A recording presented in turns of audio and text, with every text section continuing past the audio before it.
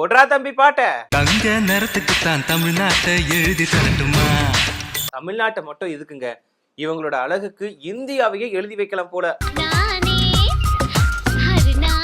அப்படின்ற மாதிரி தான் எல்லாரும் சொல்லிட்டு இருக்காங்க.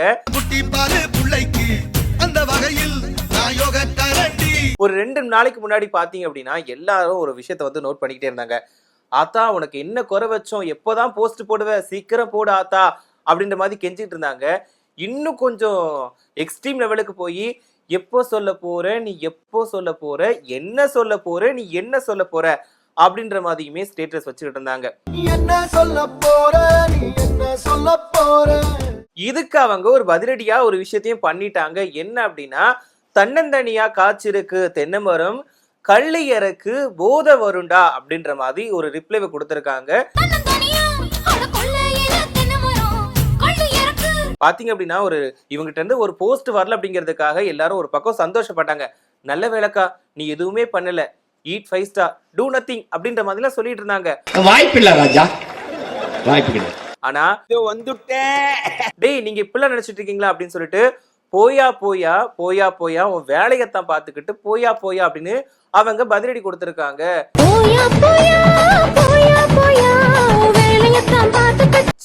என்னப்பா நாம நினைச்சது ஒண்ணு நடக்கிறது ஒண்ணு அப்படின்ற மாதிரி தான் இவங்க பண்ணிட்டு இருக்காங்க.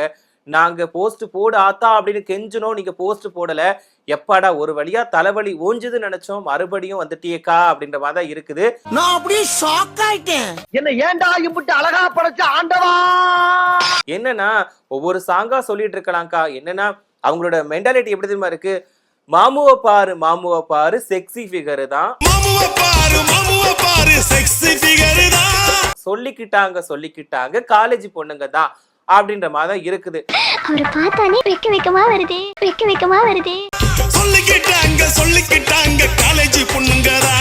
இதுல எக்ஸ்ட்ரீம் லெவலுக்கு நம்ம போனோம் அப்படின்னா, பல்லு முளைச்சா புட்டி பாடுதான் பிள்ளைக்கு, ஆனா அந்த வகையில எங்க அண்ணன் கொஞ்சம் யோகக்காரன் தான்ப்பா அப்படின்ற மாதிரி நம்ம சொல்லிக்கலாம்ப்பா. அந்த வகையில் நிறைய பாட்டு இருக்கு எங்க அண்ணனுக்கு வந்து சொல்லிக்கிட்டே போகலாம், நிறைய பாட்டு இருக்கு. சோ அந்த வகையில இப்ப பாத்தீங்க அப்படின்னா எல்லாருக்குமே தெரிஞ்சிருக்கும் நம்ம இதை பத்தி பேச போறோம் அப்படிங்கிறது. அத வேற ஞாபகப்படுத்திட்டீங்க. நெஞ்சமெல்லாம் பொண்ணு அறக்கு தம்பி, மறக்க முடியல. சோ இந்த மாதிரி இப்ப சமூக வலைதளங்கள்ல வந்து எல்லாருமே அவங்களுக்கு தெரிஞ்ச மீம்ஸா இருக்கட்டும், ஃபன்னியான ட்ரோல்ஸா இருக்கட்டும், அதெல்லாம் பண்ணிட்டு இருக்காங்க. என்னன்னா நம்மளுடைய முதலமைச்சர் விஜய் அவர்களுடைய பிறந்தநாள் விழா வந்து 2 நாளைக்கு முன்னாடி போச்சு. அப்போ வந்து எல்லாருமே என்ன எதிர்பார்த்தாங்கன்னா, ஒவ்வொரு டைமுமே வந்து ஒருத்தருடைய பிறந்தநாள் வரும்போது நடிகர்களோட பிறந்தநாளா இருக்கட்டும், அரசியல் தலைவர்களோட பிறந்தநாளா இருக்கட்டும், யாரோட பிறந்தநாள் வந்தாலுமே எல்லாரும் என்ன பண்ணுவாங்க, ஒரு விஷ் பண்ணுவாங்க. சரி யாரோ விஷ் பண்ணா என்ன, பண்ணலட்டானே நம்ம தலைவருக்கோ நம்ம அண்ணனுக்கோ நம்ம நடிகருக்கோ வந்து நம்ம விஷ் பண்ணிப்போம் அப்படின்னு தான் நினைப்பாங்க. ஆனா இந்த ஒரு விஷயத்துல, அதாவது நம்மளுடைய முதலமைச்சர் விஜயர்களுடைய பிறந்தநாளுக்கு மட்டும் ஒருத்தரோட விஷய பார்த்து தமிழ்நாடு எதிர்பார்த்து காத்துட்டு இருந்தாங்க. ஏன்னா எல்லா இடத்துக்கும் ஒன்னா போறாங்க, அப்போ இந்த பிறந்தநாள் விழாவில எப்படி கொண்டாட போறாங்கப்பா அப்படின்ற மாதிரி தான் எல்லாருமே எதிர்பார்த்து காத்துட்டு இருந்தாங்க. என்னென்ன சொல்றோம் பாருங்க, கம்பி கட்டுற கதையெல்லாம் எடுத்து போடுறாங்க. அதுக்கு நிறைய பேர் வந்து எப்படி சொல்றதுன்னா ஃபன்னா சொல்லிட்டு இருந்தாங்க. ஆத்தா வந்து 12 மணிக்கே விஷ் பண்ணிடுவாங்க, நீங்க நினைக்கிற மாதிரிலாம் கிடையாது, முதல் விஷயம் அவங்க தான் அப்படின்ற மாதிரிலாம் சொல்லிக்கிட்டு இருந்தாங்க. இன்னொரு சில பேர் வந்துட்டு, அத்தா நீ தயவு செஞ்சு விஷ் மட்டும் பண்ணிடாதா, நல்லா இருப்ப, உனக்கு என்ன குறை வச்சோம் அப்படின்ற மாதிரிலாம் மீம்ஸ் போட்டாங்க. இன்னும் சில பேர்லாம் அவங்களோட இன்ஸ்டாகிராம் பக்கத்திலேயே போயிட்டு வந்து காத்து கிடந்தாங்க, இப்போ விஷ் போறோம் அப்படின்னு காத்திருந்தாங்க. காத்திருந்து காலங்கள் போகுதடி. கடைசியில பார்த்தா என்னடி இது ஒண்ணுமே வரல அப்படின்ற மாதிரி நொந்துக்கிட்டாங்க. இந்த எந்திரன் படம் பார்த்திருக்கீங்களா, அதுல சிட்டி வந்து ஒரு மேஜிக் பண்றப்போ, மேஜிக்ல எல்லாரும் அடிக்க வரும்போது அந்த இரும்புலாம் ஒட்டிக்கிட்டு அம்மன் மாதிரி கெட்டப்ல காட்சி அளிப்பாரா, திடீர்னு அதெல்லாம் கீழே வந்த அப்புறம் என்னடி இது அப்படின்னு கேட்பாங்கல்ல, என்னடி இது, அந்த மாதிரிதான் இருந்துச்சு. அதே மாதிரி தாங்க இப்போ இந்த விஷயமும் நடந்திருக்கு. என்னன்னா விஷ் பண்ணல அப்படின்றதுக்கு அப்புறம் நிறைய பேர் வந்து நல்ல வேலைப்பா, இவங்க எதுவுமே பண்ணல, ஈட் 5 ஸ்டார், டூ நத்திங், அக்கா நல்ல வேலை நீங்க எதுவுமே பண்ணல, நாங்க தப்பிச்சோக்கா அப்படின்ற மாதிரி சொன்னாங்க. இன்னும் சில பேர் வந்துட்டு தயவு செஞ்சு விஷ் மட்டும் பண்ணிடாதக்கா, நாங்க எவ்வளவுதான் முட்டு கொடுக்கறது எங்களாலையும் முடியல அப்படின்ற மாதிரி சொன்னாங்க. இன்னும் சில பேர் வந்துட்டு எங்க அண்ணனுக்கு கெட்ட பேரே நீங்க இருக்கிறதுனாலதான், தயவு செஞ்சு எங்க அண்ணன் கிட்ட வராதிங்கப்பா அப்படின்ற மாதிரி சொல்லிட்டாங்க. இதுல இன்னொரு கசிவு வந்துச்சு. என்னன்னா அன்ஃபாலோ பண்ணிட்டாங்க. இன்ஸ்டாகிராம்ல வந்து விஜய் அவர்களை ஃபாலோ பண்றத த்ரிஷா அன்ஃபாலோ பண்ணிட்டாங்க அப்படின்ற மாதிரியான விஷயங்கள் வந்து வந்துச்சு. பட் இதுல எந்த அளவுக்கு உண்மை அப்படிங்கிறது தெரியல. அதே நேரத்துல இன்னொரு விஷயமும் வைரல் ஆச்சு. என்னன்னா, இவங்க விஷ் மட்டும் தான் பண்ணல, முந்தின நாள் நைட்டே போயிட்டு தனியா போய் சந்திச்சு விஜய் அவர்களுக்கு வந்து ட்ரீட் கொடுத்துட்டாங்க. அதாவது கேக் வெட்டி ஃபன்னா என்ஜாய் பண்ணிட்டாங்க அப்படின்ற மாதிரியும் சமூக வலைதளங்கள்ல வந்து வந்துட்டு இருந்துச்சு. ஆனா இது வந்து யாருமே உண்மை அப்படிங்கறத நம்பல. ஆனா கடைசியில பாத்தீங்க அப்படின்னா இன்னொரு விஷயத்த த்ரிஷாக்கா வந்து கொளுத்தி போட்டுட்டாங்க. என்னன்னா, காலையில என்ன விளையாட்டு காட்டுறாங்க, எப்படி எல்லாம் சோதிக்கிறாங்க. இதெல்லாம் முடிஞ்சு ஓஞ்சி அடங்கும் போது த்ரிஷாக்கா வந்து நான் இருக்கிறேன்ப்பா அப்படின்னுட்டு என்ன வேணும் உனக்கு கொட்டி கொட்டி கிடக்கு அப்படின்னு ஒரு போஸ்டர் தூக்கி போட்டுட்டாங்க. கொஞ்சம் அங்க பாரு கண்ணா.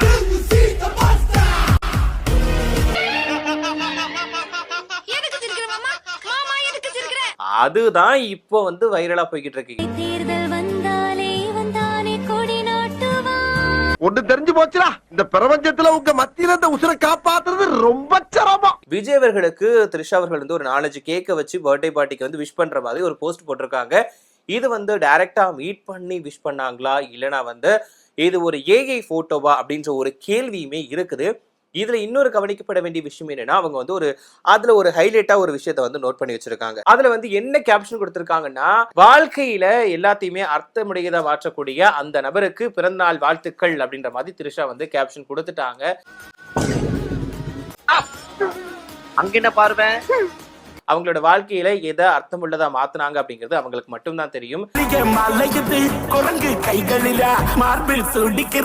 இதை வச்சுதான் நிறைய பேர் வந்து இப்போ வந்து ஒரு வைரல் கண்டென்ட்டா கொடுத்துட்டு இருக்காங்க. அவனை சொல்லி நிறுத்துங்களேன்டா, அவன் நிறுத்துற அது லூசுக்கு மட்டும் வந்துட்டே இருக்கான் போடுறா. இப்போ சும்மா ஒரு பாட்டு வந்து பாடணும்னு தோணுதுப்பா. என்னன்னா, இடுப்போர மச்ச காட்டவா அப்புறமா மிச்சம் காட்டவா அந்த மாதிரி சாங் வந்து எல்லாரும் போட்டு வாய் பண்ணிட்டு இருக்காங்க.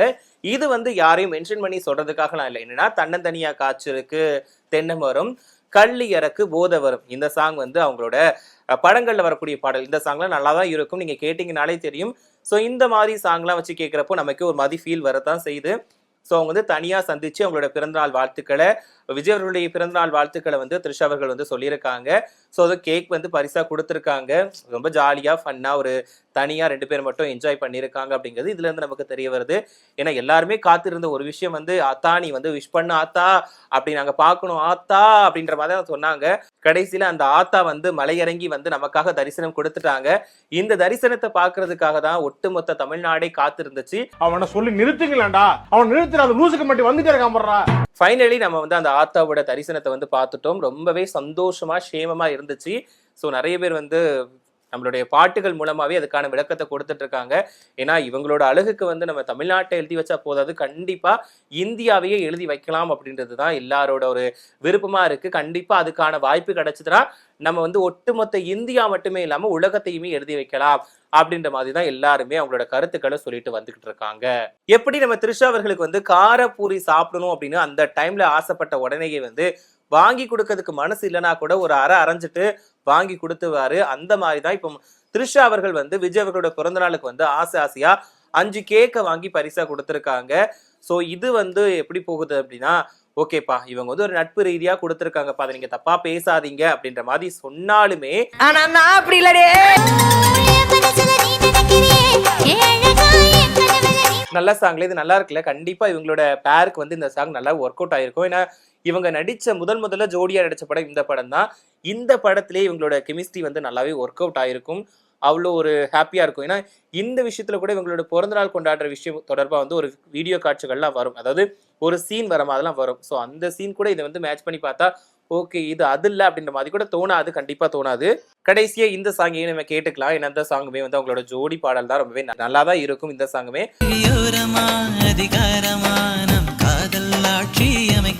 இவங்களோட நிறைய சாங்ஸ் வந்து எல்லாருடைய ஃபேவரட் சாங்ஸா தான் இருக்குது. ஸோ இந்த நேரத்துலலாம் இவங்களோட சாங்ஸ் கேட்கும்போது நமக்கே ஒவ்வொரு விதமான உணர்ச்சிகள், அந்த சில விஷயங்கள்லாம் நமக்கு அர்த்தங்கள் புரிய வருது. அன்றே கணித்தார் அந்த மாதிரி வந்து அன்றே கணித்தார் சூர்யான்னு சொல்லுவாங்கல்ல, அதே மாதிரி அன்றே கணித்தார் நிறைய பேர் வந்து ஒரு சில பேரை போட்டுக்கலாம் பார்க்கலாம். ஸோ இதை பத்தி நீங்க நினைக்கிறீங்க? அதாவது விஷ் வந்து எல்லாருமே முத நாளே பண்ணிட்டாங்க, இவங்க வந்து கடைசியா விஷ் பண்ணி எல்லாத்தையும் அர்த்தமுள்ளதா மாற்றக்கூடிய நபருக்கு வந்து பிறந்தநாள் வாழ்த்துக்கள் அப்படின்ற மாதிரி போட்டிருக்காங்க. இதுல இன்னொரு விஷயம் வந்து ஏதோ முதலாளா விஷ் பண்ண மாதிரி வந்து 0000 அந்த மாதிரி டைமிங்ல வந்து போட்டு வச்சிருக்காங்க. ஒருவேளை இது வந்து மறுநாள் கொடுத்த விஷயம் இல்லாட்டா வந்து பர்த்டே அன்னைக்கு நைட்டு முதல்ல கொடுத்த விஷயம் அப்படிங்கிறது தெரியல. என்னவோ அவங்களுக்குள்ள விஷ் பண்ணிக்கிட்டாங்க. ஸோ இதுதான் தமிழ்நாட்டு மக்கள் எதிர்பார்த்து காத்துட்டு இருந்தாங்க. ஏன்னா முதலமைச்சரோட முக்கியமான பணிகள்ல இதுவும் ஒன்று தானே. ஏன்னா கண்டிப்பா இந்த விஷயத்தை தான் எல்லாரும் எதிர்பார்த்து காத்துட்டு இருந்தாங்க.